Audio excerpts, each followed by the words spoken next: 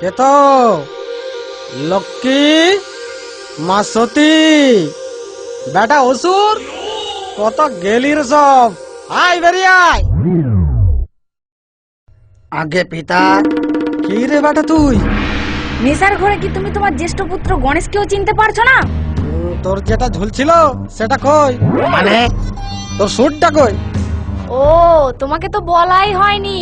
সুরের জন্য তো যেতেই চাইছিল না, শেষে পুজোর ফান্ড থেকে টাকা পয়সা দিয়ে প্লাস্টিক সার্জারিটা করিয়ে নিলাম। Plastic surgery? এটা আবার কোন জিনিস রে বাপ? তবে সেটা যাই হোক, দেখতে গোনাকে হেভি লাগছে মাইরি। বাজে কথা বলো না তো। কলা বউ আর ইঁদুর ছাড়া আমি যাই কেমন করে? কেন গলা বইয়ের আবার কি হলো? কলা বইয়ের পেট হয়েছে গো, তাই তো সে যেতে পারবে না। ও আমি দাদু হবো?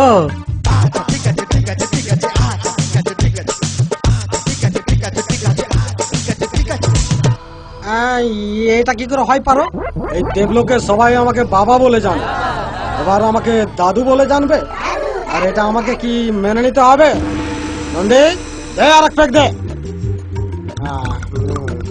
আর ইঁদুরের খবর কি? পিতা, এবার ব্যাঙ্গালোরে যে মেট্রো রেল তৈরি হচ্ছে তার সুড়ঙ্গ পথ তৈরি করার টেন্ডার নিয়েছে ইঁদুর। তাছাড়া অভিমান হয়েছে ওর, বলেছে মর্তবাসী নাকি 2 টাকার ইঁদুর মারা বিষ কিনে বলছে আয় বেরিয়ে আয়। আইবেরিয়ায় মরতে এটা আবার কোন জিনিস চালু হলো রে বাপ? শুধু আয় বেরিয়ে নয়, চেটেলে মন্টু কথাটাও রমরমিয়ে চলছে। লক্ষ্মী এবারে চাটাচাটি করতে যাবে বলে তো এক পা বাড়ি আছে। তখন বললাম আমি চাটাচাটি করতে যাব, বাবা আমি আপনার কথা রাখতে পারলাম না। কেন মা?